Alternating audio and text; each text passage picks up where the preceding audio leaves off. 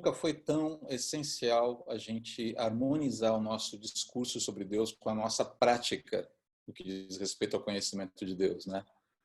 Nós sabemos tantas coisas sobre Ele e viver essas coisas, experimentar essas coisas na realidade hoje tem sido um desafio bastante grande para a gente. Muito bem, vocês se lembram na nossa aula passada que uma palavrinha, eu falei, olha, talvez a gente possa resumir tudo que nós vimos aqui hoje sobre os atributos de Deus numa única palavra. Alguém quer arriscar, relembrar, recuperar essa palavra aqui para a gente reiniciar a aula? Quem se arrisca? Começa com um A.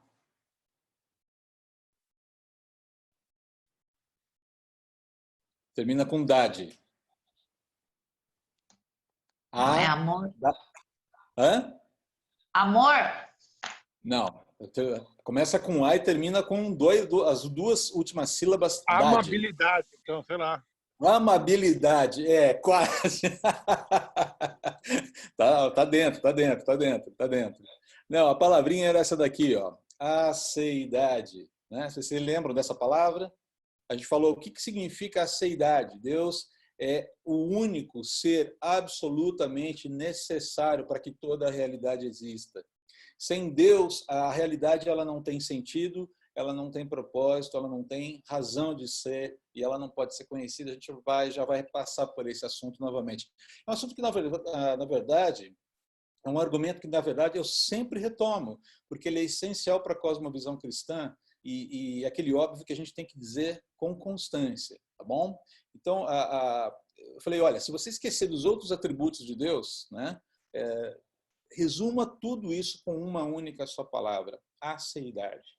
A absoluta necessidade de Deus para que a realidade exista, aconteça. Tá? Então, esse é o resumo. Né? A gente poderia resumir isso com essa palavrinha aí. É uma palavrinha diferente, não faz muito parte, não fazia, né, parte do nosso vocabulário até um tempo atrás, mas agora faz. Agora você já sabe o que significa isso aí, tá bom? E ela realmente é muito importante, é um conceito teológico fundamental dentro da cosmovisão cristã, da cosmovisão teísta cristã, tá bom? Muito bem. Eu queria começar aqui, deixa eu inverter uma ordem aqui para a gente, tá bom? Quando a gente fala de aceidade de Deus, então, o que a gente está falando é justamente isso aqui. Deixa eu só completar essa ideia antes de partir para o próximo ponto, né? A gente já viu isso aqui, eu só estou recuperando, tá? A aceidade de Deus, a sua existência absolutamente necessária, né? Autossuficiente, não contingente, não necessitada de nada fora dele mesmo, ao mesmo tempo que é absolutamente necessária para a sustentação e preservação da existência contingente. Vocês se lembram desse gráfico? É o gráfico que o Cornelius Van Til, um teólogo reformado, presbiteriano, desenvolveu na década de 50. Ele foi um grande apologeta, um grande teólogo, e ele construiu esse gráfico como uma forma de representar essa ideia da teorreferência, ou seja, o universo ele precisa de Deus, ele é dependente de Deus, ele se refere, em última análise, a Deus. É Deus quem cria o universo, sustenta o universo, intervém no universo. Nós já vimos essa relação aqui, né? E a partir daqui já começa a ficar um pouquinho mais claro para a gente por que Deus ele é tão preocupado com a glorificação do seu nome. Quando você olha para essa realidade aqui da teorreferência do universo, você fica, cara, peraí, se toda a realidade ela precisa de Deus para existir, ela depende de Deus para existir, ela naturalmente, logicamente, ela aponta para Deus, ela deve apontar para Deus. É isso que significa glorificação. A natureza criada, ela tem em Deus não só a sua fundamentação, mas o seu fim. E quando a gente fala de glorificar, né, quando o Senhor Jesus nos ensina a orar, Pai nosso que estás no céu, santificado seja o teu nome, venha a nós o teu reino, né? Seja feita a tua vontade assim na terra como no céu. A gente está falando dessa glorificação do nome de Deus que perpassa toda a história, que começa na fundamentação da criação, perpassa toda a história e culmina na glória, culmina na eternidade. O fato é que se Deus não for glorificado, se Deus não levar a cabo, é óbvio que isso não é possível, tá? Mas o fato é que se Deus não levar a cabo a glorificação do seu nome, gente, a realidade ela simplesmente implode. As nossas esperanças implodem, a nossa felicidade implode. Então, quando Deus está muito envolvido, esse envolvimento de Deus com a glorificação do seu nome não é uma questão egocêntrica.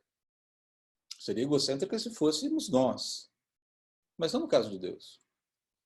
Ele está preocupado, ele está interessado com isso porque a nossa existência depende disso, do seu nome ser glorificado. A nossa redenção depende disso, do seu nome ser glorificado.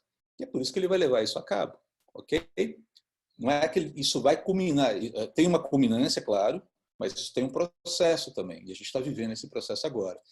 É por isso que é interessante olhar para a realidade que a gente está vivendo, e eu creio que uma boa oração que a gente pode fazer nesse momento, diante de tudo isso aí que a gente está passando, é: Senhor, glorifica o teu nome em tudo isso. Né? Ele será glorificado. Mas eu creio que essa oração ela também começa a nos preparar o coração e a mente para lidar com as dificuldades, entender que nas dificuldades, nas inquietações que a gente vive no dia a dia, nos nossos pequenos dramas ou nos grandes dramas, nos dramas pessoais, nos dramas comunitários que a gente está vivendo hoje, nós estamos na iminência, muito provavelmente, de um lockdown. Não sabemos se ele vai acontecer ou não. Eu tenho orado para que não aconteça. Tipo, Senhor, por favor, nos poupe disso. Né? Mas é possível que aconteça. Diante de toda essa realidade, essa oração: Senhor, glorifica o teu nome. Eu não consigo, talvez, entender tudo isso que está acontecendo, mas glorifica o teu nome.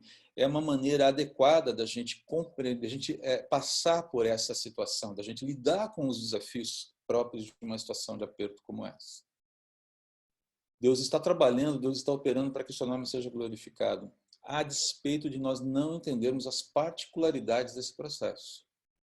A gente não consegue perceber, a gente não consegue entender. Para nós, o ideal seria que a vida estivesse ocorrendo normalmente, daquilo que a gente compreende que seria a normalidade da vida. Né? Mas essa nova frequência de vida, ela glorifica a Deus, ainda que nós não entendamos. Ok? A gente vai falar um pouquinho sobre Jó hoje, talvez fique um pouquinho mais claro aí para a gente. Né? Então, para a gente caminhar aqui, uma conceituação aqui teológica que eu estou fazendo, né? Só para a gente entender, né? Universo teorreferente. Né?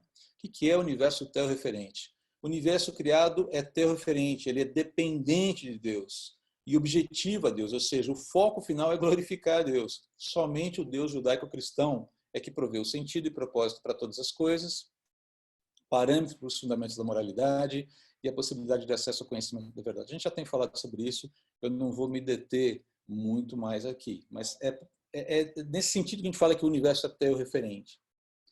Ele é dependente de Deus, ele é criado por Deus, ele é dependente de Deus e ele objetiva a Deus, ou seja, ele busca a glória de Deus. Ele vai caminhar pela ação de Deus para a glorificação do seu nome. Tá? Ainda que nesse processo muita coisa estranha possa acontecer. Tá bom? Muito bem. Quando a gente fala de Deus, né? Quando a gente começou falando a semana passada de atributos, né?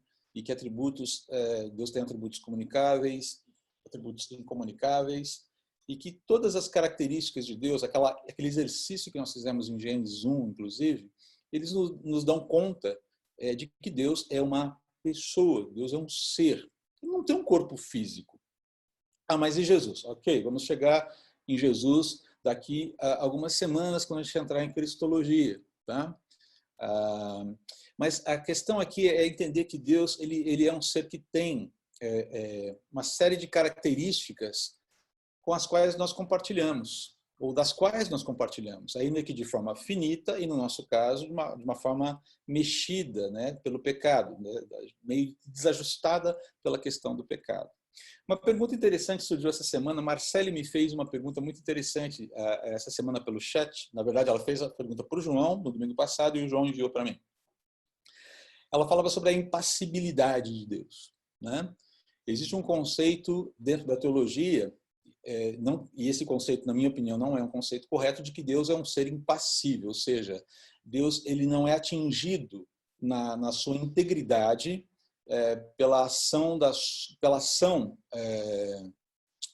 por qualquer ação da sua criatura. Por que eu não concordo com isso? Não é que Deus não é atingido. Deus não deixa de ser Deus quando quando eu cometo o meu pecado, por exemplo. Mas a dignidade de Deus é ofendida. A sua pessoa é ofendida. Né? Ele não deixa de ser Deus, ele não deixa de ter o poder que tem, mas o seu coração é ferido quando eu o ofendo. Tá? E nisso, a gente não está mexendo na dignidade de Deus nem na sua onipotência. Ok? Então, o conceito de impassibilidade de Deus, ele teria que nos levar pelos desdobramentos óbvios daquilo que ele afirma, que Deus não tem emoções, que Deus não, ele simplesmente ele é flat em relação aos sentimentos. E o que eu argumentei, inclusive, na minha resposta para Marcelo, foi, olha, a Bíblia fala algumas coisas diferentes para a gente. Né? Você vê que Jesus teve uma série de emoções, ele lidou com emoções. Ah, mas foi a natureza humana dele, não a divina, que teve emoções. Será que a gente pode afirmar nesse ponto que Jesus teve emoções porque ele simplesmente foi a sua natureza humana que teve emoções e não a sua natureza divina? Embora ele tenha, de fato, duas naturezas, a gente vai ver isso mais para frente, tá? Eu creio que não. Romanos capítulo 8 fala que o Espírito de Deus intercede por nós com gemidos inexprimíveis. A ideia ali é se envolver com um sentimento, com uma dor, com uma espécie de, com uma profusão de sensações em prol, ou sentimentos em prol do objeto da sua intercessão. Não é algo passivo, não é algo feito apaticamente, né? E no Antigo Testamento você tem também uma série de qualificações de sentimentos de Deus em relação à sua criação. A gente viu isso, por exemplo, em Gênesis 1:31. Deus olhou para tudo que ele havia feito e falou, é muito bom. Isso dá satisfação, você vê Deus satisfeito com o que ele fez. Né? Então, a sua criação, de alguma forma, lhe preenche o coração, ou não. E isso não desqualifica a divindade de Deus, não desqualifica o poder de Deus e não torna Deus mais Deus ou menos Deus, ok? Se alguém peca contra você, você não deixa de ser você mesmo, você não deixa de ter sua dignidade porque alguém pecou contra você. O seu coração foi ferido, mas você continua sendo você em toda a sua inteireza. A ideia é mais ou menos essa aqui. A gente vai caminhar um pouquinho mais com essa ideia nas próximas aulas, falando também de pneumatologia, de cristologia, do Senhor Jesus, do Espírito Santo, e como é que essas coisas funcionam aí para cada uma das pessoas da Trindade. Aliás, a gente vai falar um pouquinho sobre Trindade hoje também, tá bom? Eu quero aqui sintetizar essa ideia de que Deus é um ser, né? Que ele não é um ser impessoal, ele é um ser pessoal, porque ele tem vontade, ele tem emoção, ele tem inteligência. Ele pensa, ele sente, ele age, ele considera, ele avalia. Né? Nós já vimos isso. Eu quero ler alguns textos só com vocês sobre isso aqui. Né? São textos muito bonitos, não dá para a gente ler todos eles nesse momento, mas eu quero falar um pouquinho sobre essa consideração aqui de que Deus é um ser pessoal e não impessoal. Okay? Isso é muito importante para a gente. É um dos fundamentos da nossa teologia. E por mais que isso pareça muito óbvio, nós temos alguns problemas às vezes. Tá? Como eu citei algumas aulas atrás, em que tem gente que confunde Deus com natureza, confunde Deus com outras coisas, com energia e conceitos que não pertencem à realidade cristã. Tá bom? É importante a gente entender isso. Por que é importante? Porque Deus é um ser relacional. E como ser relacional, eu posso me relacionar com ele. Eu não me relaciono com energia. Eu não me relaciono com a natureza da mesma forma que eu me relaciono com uma pessoa. Né? Tem gente que gosta de abraçar a árvore, continua abraçando a árvore. Mas eu nunca vi uma árvore devolver o abraço. Né? Então a coisa é um pouquinho complexa aí. Tá bom? Então vamos em frente aqui. Falando de vontade, falando de emoção, falando de inteligência. Tá? Eu quero aqui abrir a nossa Bíblia e começar com vocês pensando aqui em vontade, né? Quero mencionar aqui, eu vou abrir para vocês Isaías 40, um texto conhecido, né? Tem sido, inclusive, temos passado por ele, por esse capítulo em algumas pregações aqui, mas a parte que eu vou ler hoje é um outro trecho desse esse capítulo de Isaías, tá? Então eu vou ler aqui Isaías 40, 12 a 18. Se você puder, acompanhe aí a leitura, por favor. Olha só Deus falando, né? Quem mediu as águas na concha da mão? Ou com o palmo definiu os limites dos céus? Quem jamais calculou o peso da terra, ou pesou os montes na balança e as colinas nos seus pratos? Quem definiu limites para o Espírito do Senhor, ou o instruiu como seu conselheiro? A quem o Senhor consultou que pudesse esclarecê-lo e que lhe ensinasse a julgar com justiça? Quem lhe ensinou o conhecimento ou lhe apontou o caminho da sabedoria? Na verdade, as nações são como a gota que sobra do balde. Para ele são como o pó que resta na balança. Para ele as ilhas não passam de um grão de areia. Nem as florestas do Líbano seriam suficientes para o fogo do altar. Nem os animais de lá bastariam para o holocausto. Diante dele, todas as nações são como nada. É interessante a gente ler esse texto em dias como esses, né? Para ele são sem valor e menos que nada. Aqui a gente está falando em termos de grandeza, ok? Não é que Deus não se importa. A ideia é de tamanho, a ideia é fazer uma espécie de comparação de poderes aqui. Com quem vocês compararão Deus? Como poderão representá-lo? A ideia é, como é que a gente pode comparar Deus? Como é que a gente pode, ao que a gente pode compará-lo?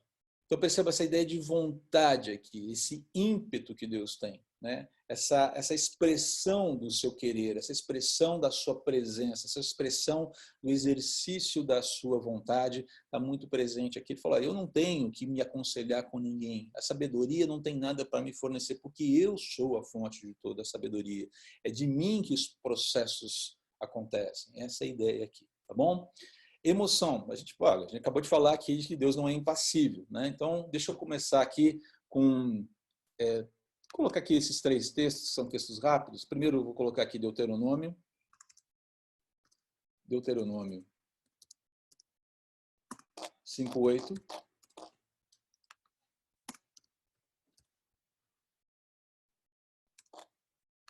Opa.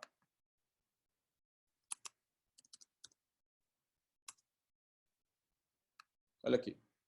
Estamos falando aqui de emoção, tá bom? Olha o que Deus está falando aqui. Instruções para o povo, né? Não farás para ti nenhum ídolo, nenhuma imagem de qualquer coisa no céu, na terra ou nas águas debaixo da terra. Não te prostrarás diante deles, nem lhe prestarás culto, porque eu, o Senhor, o teu Deus, sou o Deus zeloso, que castigo os filhos pelos pecados de seus pais até a 3ª e 4ª geração daqueles que me desprezam. Mas trato com bondade até 1000 gerações os que me amam e obedecem os meus mandamentos. Então você percebe que Deus tem sim uma preocupação, ele tem alguns sentimentos em relação à sua pessoa que precisam ser respeitados. A gente fala muito da dignidade da pessoa humana, né? Aliás, esse é um dos argumentos mais que tem sido mais debatidos dentro da jurisprudência hoje, do pessoal que trabalha com filosofia do direito, sobre a realidade que a gente está vivendo. Muita gente está afirmando já, inclusive saiu um livro muito interessante hoje sobre direito religioso, que alguns juristas cristãos escreveram, falando sobre essa questão de como a dignidade da pessoa humana tem sido ferida com uma série de imposições aí dos governos, de alguns governos, em relação à movimentação. Ele falou, o problema não é a restrição em si e o que ela visa, mas a mecânica que rege essa restrição hoje, ela tem sido muito mais pensada em termos de movimento de corpos, aquilo que eles chamam, baseado naquilo que eles chamam de biopolítica, do que numa compreensão da dignidade humana e do cuidado com a dignidade da pessoa humana. É uma discussão bastante séria que está tomando lugar aí, e muita gente, e aí não tem a ver se é a favor ou não é a favor de lockdown, ou seja lá o que for, mas tem a ver com a mecânica, a métrica sendo utilizada por muitos governos na contenção das pessoas e no movimento das pessoas diante dessa pandemia. Uma discussão bastante interessante que está tomando forma aí e eu tenho acompanhado um pouquinho desse assunto, e eu creio que tem muita coisa, muita água para correr debaixo dessa ponte ainda. Mas vamos voltar aqui, né?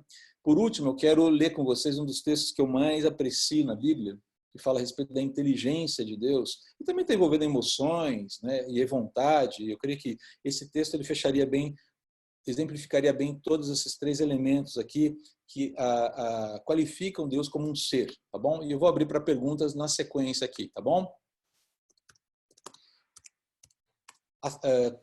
Tomem assento aí, peguem a xícara de café, acompanhem que a leitura aqui vai ser longa, eu vou fazer uma leitura de 2 capítulos de Jó, mas prestem atenção na beleza desse texto, né? A gente está no finalzinho do livro de Jó aqui, e finalmente Deus responde a Jó, que está inquieto com todo o seu sofrimento, está inquieto com todo o seu pesar, está inquieto com todas as questões que estão afligindo o seu coração. Ele perdeu filhos, ele perdeu bens, a esposa não para de falar para ele, amaldiçoa Deus e morre de uma vez, criatura, porque não dá mais para aguentar essa tristeza que você está vivendo aí, né?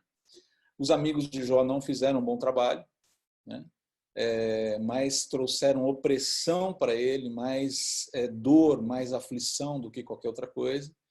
E no auge, no clímax daquela situação de desespero, Deus responde para Jó. O que será que Deus vai falar para Jó, que está inquirindo Deus o tempo todo sobre o que é que o Senhor contende comigo? O que foi que eu fiz? Por que o Senhor está se movendo contra mim? Olha o que Deus responde para Jó aqui. Como isso é precioso e representa bem essas 3 esferas aí. Vontade, inteligência e emoção. Essa completude aí do ser de Deus. Então o Senhor respondeu a Jó do meio da tempestade e disse: quem é esse que obscurece o meu conselho com palavras sem conhecimento? Prepare-se como simples homem, vou fazer-lhe perguntas e você me responderá. Onde você estava quando lancei os alicerces da terra? Responda-me, se é que você sabe tanto. Quem marcou os limites das suas dimensões? Talvez você saiba. E quem estendeu sobre ela a linha de medir? E os seus fundamentos, sobre que foram postos? E quem colocou sua pedra de esquina, enquanto as estrelas matutinas juntas cantavam e todos os anjos se regozijavam? Já viu a cena? Quem represou o mar pondo-lhe portas, quando ele irrompeu do ventre materno?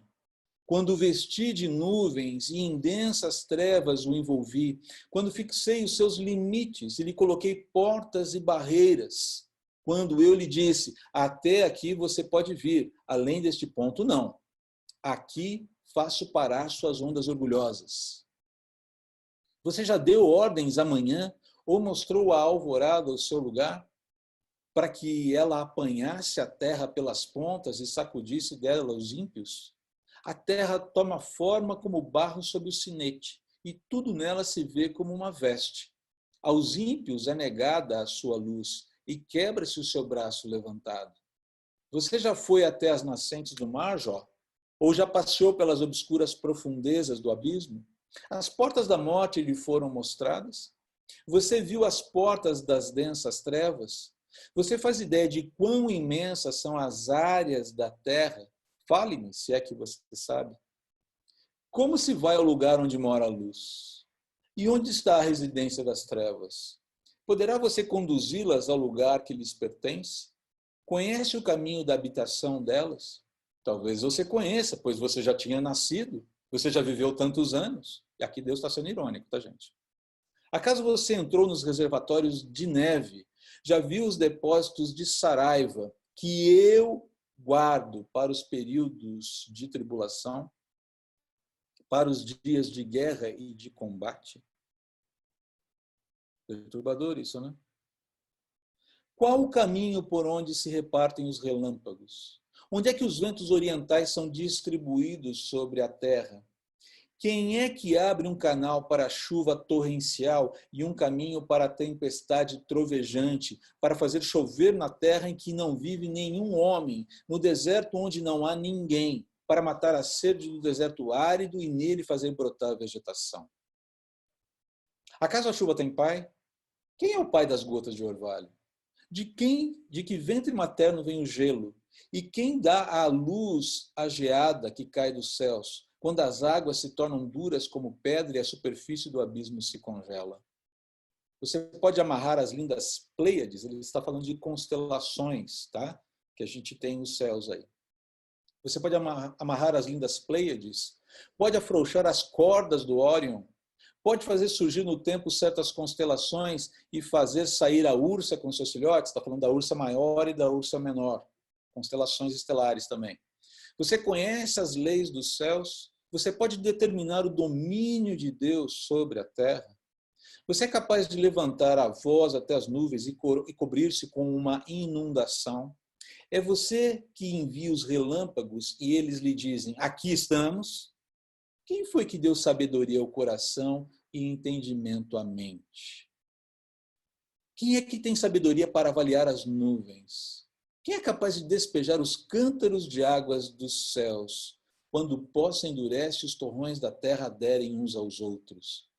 É você que caça a presa para a leoa e satisfaz a fome dos leões?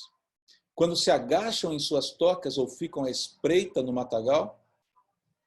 Quem dá alimento aos corvos quando seus filhotes clamam a Deus e vagueiam por falta de comida? Você sabe quando as cabras monteses dão à luz? Você está atento quando a corça tem o seu filhote? Acaso você conta os meses até elas darem à luz? Sabe em que época elas têm as suas crias? Elas se agacham, dão à luz os seus filhotes e suas dores se vão. Seus filhotes crescem nos campos e ficam fortes, partem e não voltam mais. Quem pôs em liberdade o jumento selvagem? Quem soltou as suas cordas? Eu lhe dei o deserto como lar, o leito seco de lagos salgados como sua morada. Ele se ri da agitação da cidade. Não ouve os gritos do tropeiro. Vagueia pelas colinas em busca de pasto e vai em busca daquilo que é verde. Será que o boi selvagem consentirá em servir você e em passar a noite ao lado dos coxos do seu curral? Poderá você prendê-lo com arreio na vala? Irá atrás de você arando os vales? Você vai confiar nele por causa da sua grande força? Vai deixar a cargo dele o trabalho pesado que você tem que fazer? Poderá você estar certo de que ele recolherá o seu trigo e o ajuntará na sua eira? A avestruz bate as asas alegremente. Que se dirá então das asas e da plumagem da cegonha? Ela abandona os ovos no chão e deixa que a areia os aqueça, esquecida de que um pé poderá esmagá-los, que algum animal selvagem poderá pisoteá-los. Ela trata mal seus filhotes como se não fossem dela, e não se importa se o seu trabalho é inútil. Isso porque Deus não lhe deu sabedoria, nem parcela alguma de bom senso. Contudo, quando estende as penas para correr, ela ri do cavalo e daquele que o cavalga. É você que dá força ao cavalo ou veste o seu pescoço com sua crina tremulante? Você o faz saltar como gafanhoto, espalhando terror com o seu orgulhoso resfolegar? Ele escarva com fúria, mostra com prazer a sua força e sai para enfrentar as armas. Ele ri do medo e nada teme, não recua diante da espada. A aljava balança ao seu lado com a lança e o dardo flamejantes. Num furor frenético, ele devora o chão, não consegue esperar pelo toque da trombeta. Ao ouvi-lo, ele relincha. Eia! De longe sente cheiro de combate, o brado de comando e o grito de guerra. É graças à inteligência que você tem, Jó. Lembre-se, é Deus falando para Jó.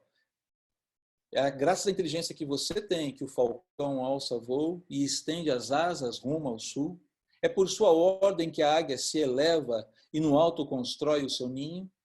Um penhasco é a sua morada e ali passa a noite. Uma escarpa rochosa é a sua fortaleza. De lá sai ela em busca de alimento. De longe os seus olhos o veem. Seus filhotes bebem sangue e onde há mortos ali ela está. Disse ainda o Senhor a Jó, aquele que contende com o Todo-Poderoso poderá repreendê-lo? Que responda a Deus aquele que o acusa. Então Jó respondeu ao Senhor, sou indigno. Como posso responder-te? Ponho a mão sobre a minha boca. Falei uma vez, mas não tenho resposta. Sim, 2 vezes, mas não direi mais nada. E aí depois a gente lembra, né? Quero aqui encurtar um pouquinho a leitura. De Jó falando assim, antes eu te conhecia de ouvir falar, mas agora os meus olhos te veem.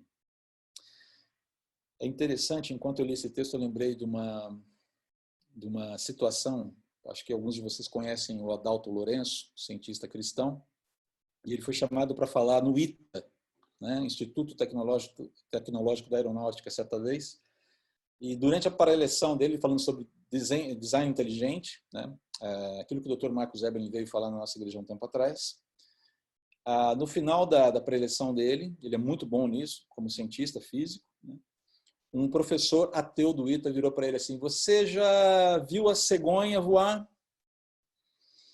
E o Adalto, muito inteligente, já sabendo ele queria chegar, falou: sim, eu já vi a cegonha voar.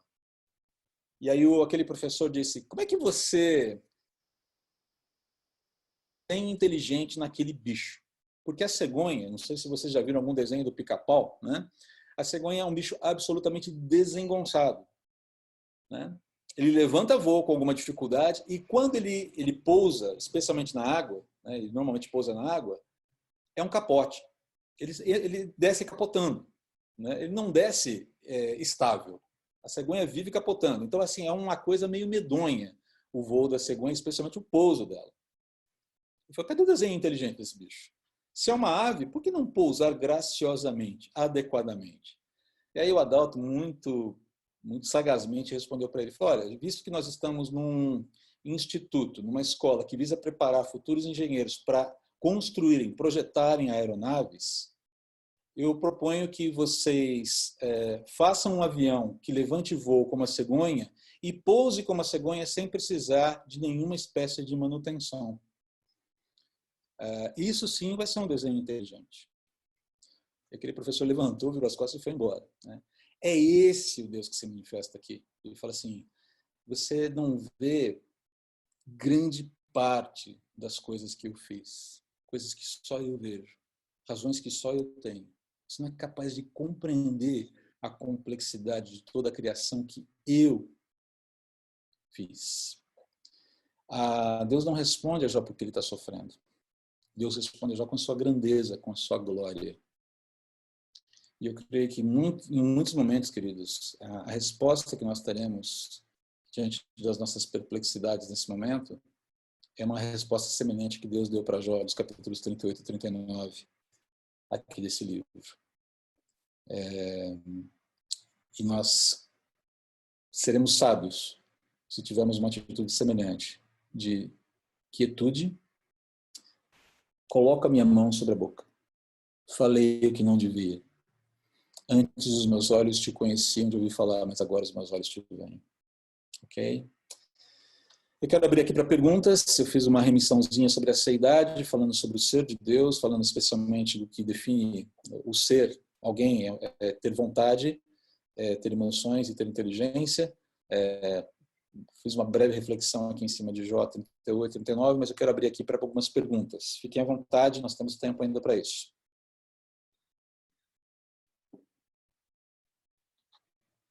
Ninguém tem nenhuma pergunta nesse momento?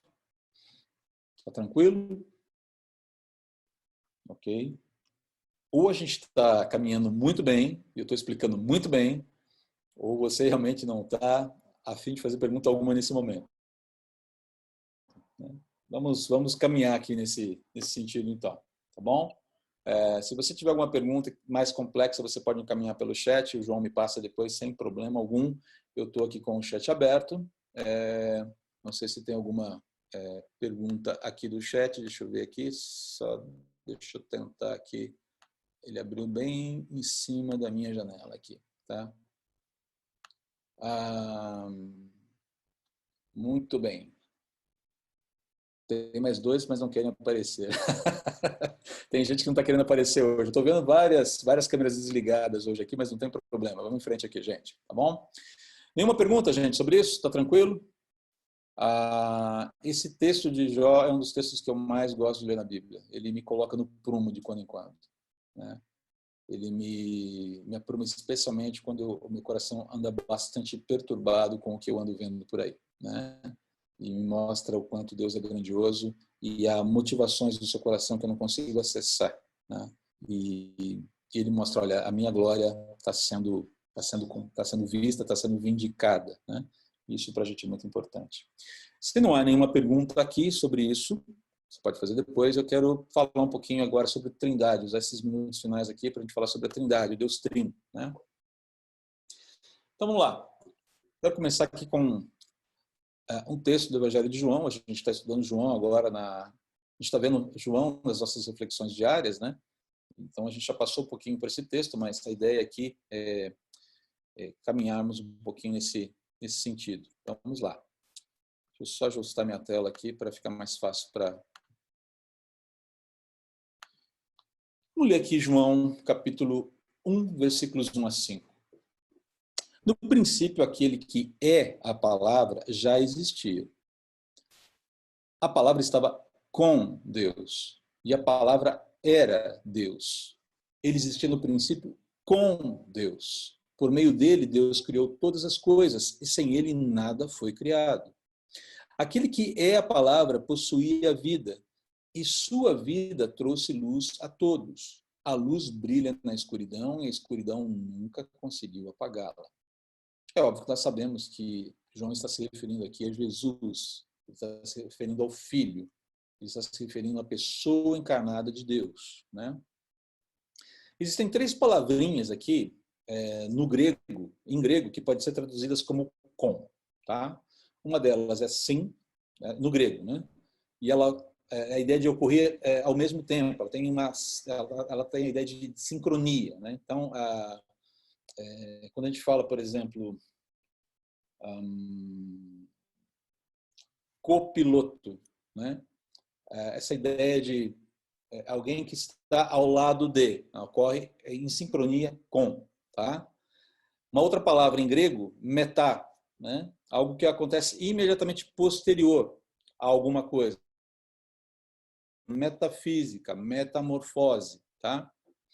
E pros, que vem de uma outra palavrinha grega chamada prosopon, ou seja, face. É um relacionamento face a face com alguma coisa. A palavrinha mencionada aqui é essa pros, face a face, tá? A ideia de alguém que está em relacionamento com outro alguém. Então, esse com aqui, ele tem uma significância diferente. Ao mesmo tempo que diz estar junto, ele tem uma particularidade, uma intimidade que que é distintiva dentro dos relacionamentos entre as pessoas. Então, ele está falando que aqui existe uma intimidade eterna entre esse logos, essa palavra que já existia, porque essa palavra é o próprio Deus. Ele está com e ele é Deus. Essa é a ideia aqui, né? Que parece uma contradição, mas não é. Ele é tanto uma coisa quanto outra, tá bom? Então, já começa trabalhando, é por isso que a teologia de João é tão profunda, né? Ela está trabalhando conceitos muito inéditos e que vão levar muito tempo para serem ajustados e compreendidos e bem formulados dentro da igreja primitiva. Um dos maiores problemas existentes, um dos maiores debates existentes no início da igreja primitiva era justamente sobre quem é Jesus no fim das contas. Ele é Deus, como é que a gente consegue categorizar isso? O conceito de trindade ele vai sendo construído à medida que as escrituras vão sendo compreendidas com mais consistência, ok? Lembre-se que a gente está falando que a palavra de Deus é uma revelação progressiva, tá? Muito bem, então a ideia aqui de você ter Jesus ele é categorizado por João, né, no Evangelho de João, como alguém que está face a face com Deus, sendo o próprio Deus, tá bom? Vamos em frente aqui. A definição teológica que foi proposta por Tertuliano, né, um dos pais da igreja, né? Deus é um único ser onde subsistem eterna e simultaneamente 3 pessoas, o Pai, o Filho e o Espírito Santo. Tá? Então, nós cristãos somos trinitaristas ou trinitários, ou seja, nós cremos num único Deus que subsiste, um único ser, onde subsistem eternamente e simultaneamente 3 pessoas. Os muçulmanos, por exemplo, são unitaristas. Os judeus também são unitaristas. As testemunhas de Jeová são unitaristas, porque não creem que Jesus é Deus, ele é criatura de Deus, ok? Então, essas são algumas diferenças que nós precisamos entender aí. Então, não dá para chamar um testemunha de Jeová de cristão, ele não é um cristão, tá? Porque ele não crê num Deus trino, tá bom? Eles estão, na verdade, replicando nos dias atuais uma heresia que nasceu lá no início da igreja, que foi combatida lá no início da igreja, mas que nunca foi totalmente apagada, chamada arianismo. A gente vai ver isso mais em Cristologia depois, tá bom? Nasceu com um sujeitinho chamado Ário, que propunha justamente que Jesus não era Deus encarnado, ele era uma criatura, uma criação de Deus. Então, a definição aqui proposta por Tertuliano é essa. Olha, o Pai, que é uma pessoa, é Deus, mas não é o Filho, nem o Espírito. O Filho é Deus, mas não é o Pai, nem o Espírito. O Espírito é Deus, mas não é o Pai, nem o Filho. Então, ele faz essa distinção, Tertuliano faz essa distinção de ser, úsios, de persona. Deus é um só, um úsios, mas três personas. Tá?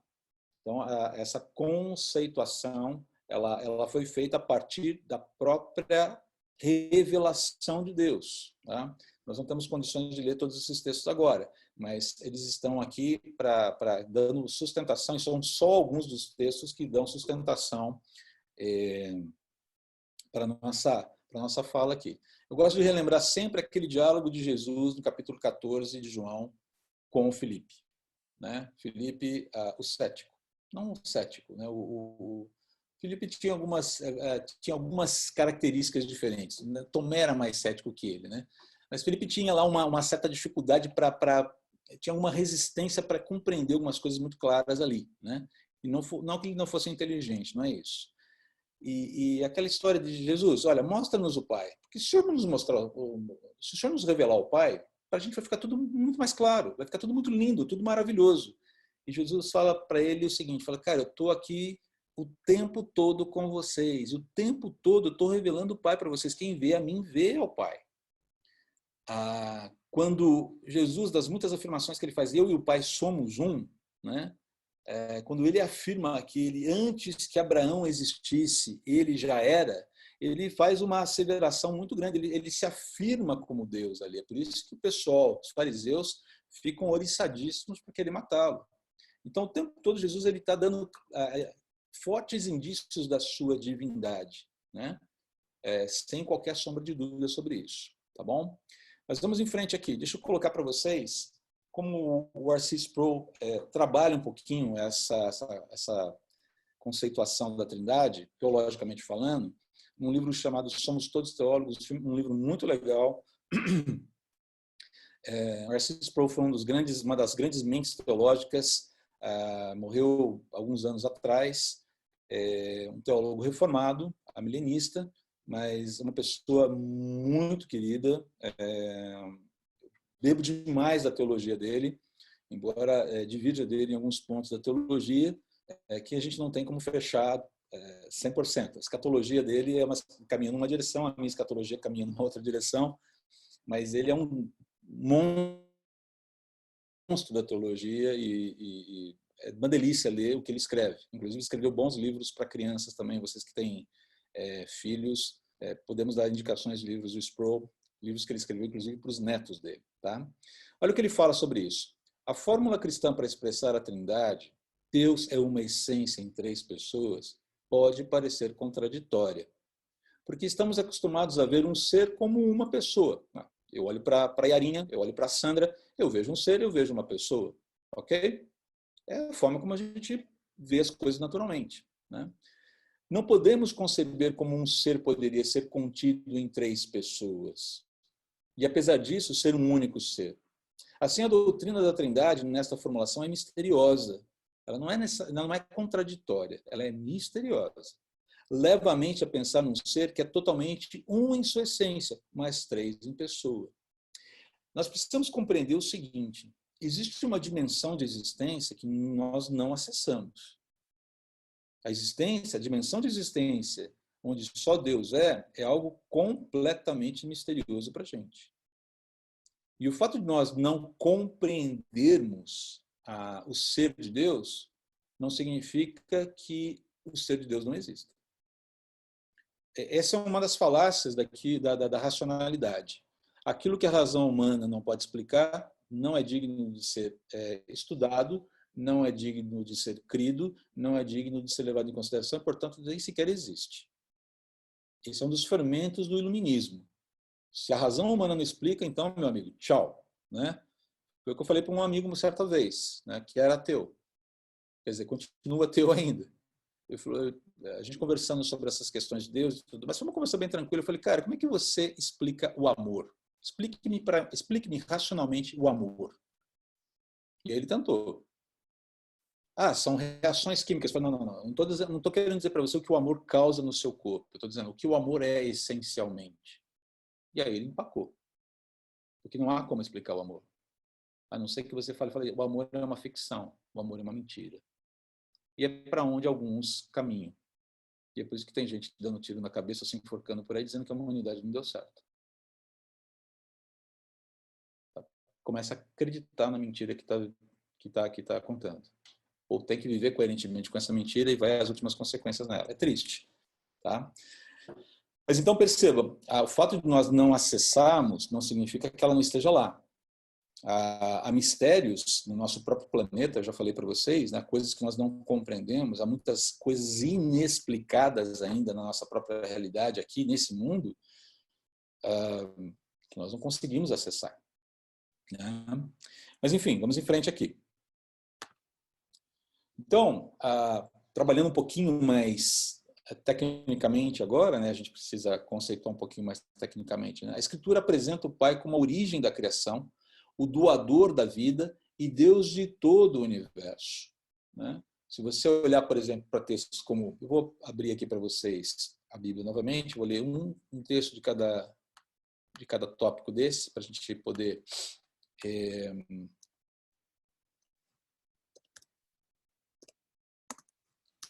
João 5:26.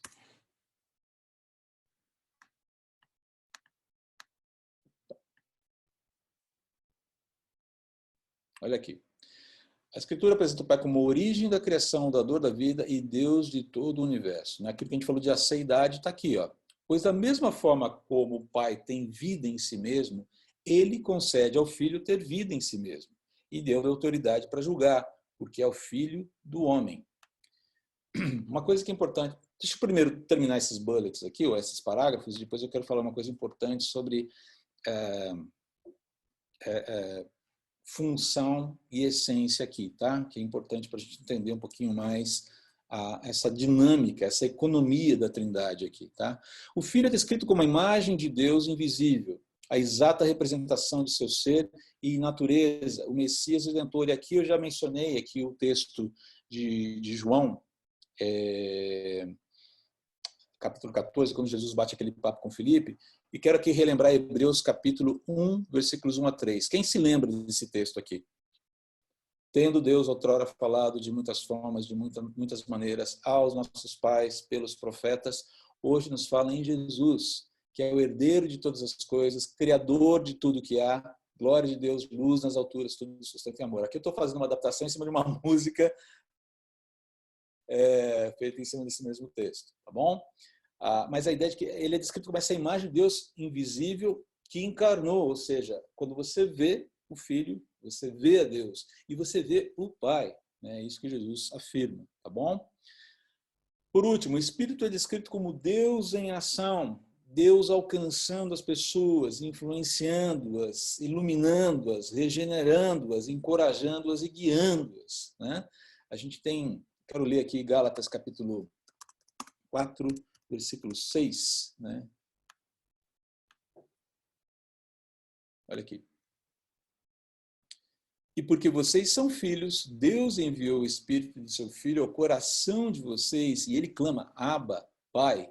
Assim você já não é mais escravo, mas filho. E por ser filho, Deus também o tornou herdeiro. A gente poderia citar, inclusive, Romanos 8,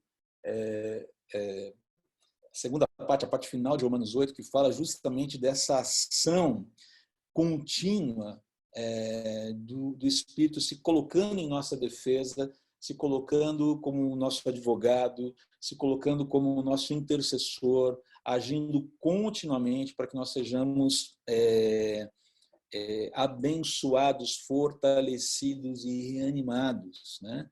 Existe toda uma dinâmica muito forte do Espírito agindo em nós. Agora, a questão toda é que nós podemos resistir ao Espírito. Nós podemos apagar a sua influência em nossas vidas. Nós veremos isso em pneumatologia. E esse processo de apagar, de abafar o Espírito em nossa vida, vai ter efeitos colaterais. O nosso ânimo será afetado, a nossa esperança será afetada, a nossa compreensão da própria realidade vai ficar muito restrita à nossa própria capacidade de entendimento da situação, sem a iluminação de Deus, sem o encorajamento de Deus, sem o fortalecimento, sem esse reanimar que só Deus pode promover nos nossos corações. Então percebam, no nosso caminhar com Deus a gente pode resistir ao Espírito. Quando a gente peca, a gente faz isso. Qualquer tipo de pecado, né? A gente resolve ouvir uma outra voz que não a voz de Deus, direcionando as nossas vidas aqui, os nossos corações. Agora, entenda o seguinte, é interessante olhar essa questão da relação entre as pessoas da Trindade. Vou falar mais sobre isso quando a gente falar sobre a kenosis, sobre o esvaziamento de Jesus. O que é o esvaziamento de Jesus, né?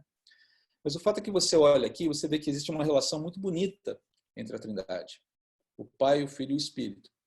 E embora eles sejam igualmente importantes no que diz respeito à essência, ou seja, ontologicamente, no que diz respeito ao ser deles, não há diferença alguma entre eles, entre as pessoas da Trindade, todos têm igual importância, eles têm funções diferentes.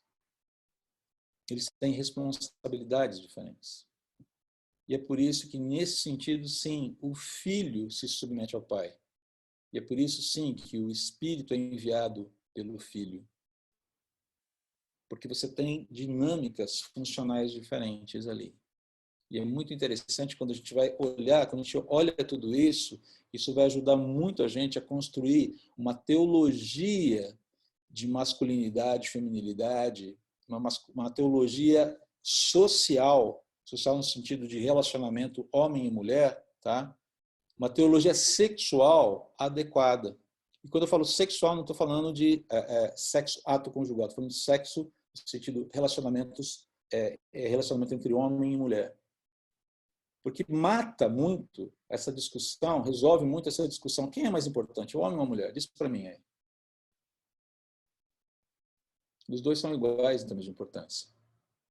Mas têm funções diferentes. E não tem problema algum ter funções diferentes. Tá?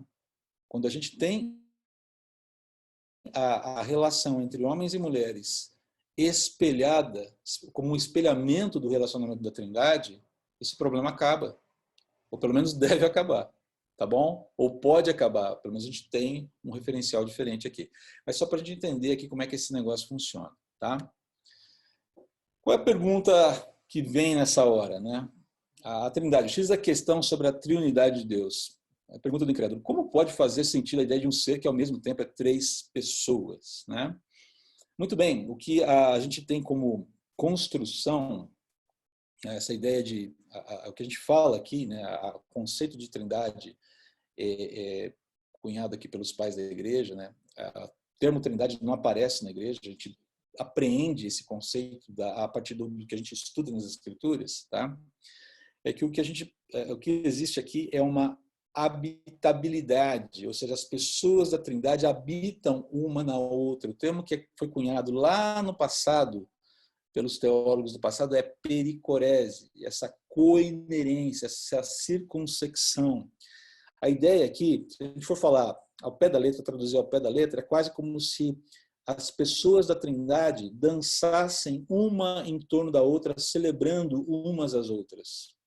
Quase como uma dança litúrgica. Essa história de ministério de dança litúrgica pode ter um fundamento aí. Tá? Você tem uma dança ritualística em que cada uma das pessoas da Trindade celebram umas às outras eternamente. a ideia de um intenso amor e entrelaçamento e harmonia entre elas. Tá? Algo que a gente não consegue acessar, que a gente consegue aprender, ainda que de uma forma bastante limitada. Tá bom? Então, esse conceito, né, a pergunta, por mais que a gente trabalhe com esses conceitos, a lógica humana ela não consegue explicar essa evidência. Né? O que a gente tem na Bíblia, que a revelação fala que o Filho é Deus, que o Espírito é Deus e que há um único Deus. Deus é um ser que subsiste eternamente em 3 pessoas. Os 3 são uma triunidade, né? Habitam um ao outro, aquilo que a gente falou, a pericorese, essa dança litúrgica, né? Então, essa habitabilidade, essa relação muito harmoniosa, muito profunda, né? Um habitando o outro, né? E trabalhando juntos para completar o propósito divino no universo. E aqui eu preciso ler com vocês esse outro texto muito bonito da Bíblia, em João, capítulo 16, versículo 13. Olha aqui.